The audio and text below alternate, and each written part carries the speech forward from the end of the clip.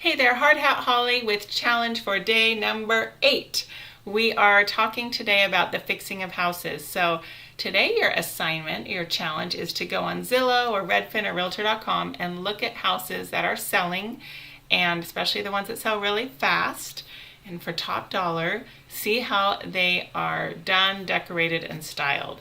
So in my area, grays and whites are really popular, but in some areas the browns are still acceptable, browns and golds and tans. So it just depends on your area, your city, your neighborhood that you're going to be working in. See what is in most demand and maybe selling quickly and for higher pricing, and then you'll know when you do your fix and flip how to style and decorate and design your home. So that's your assignment for today.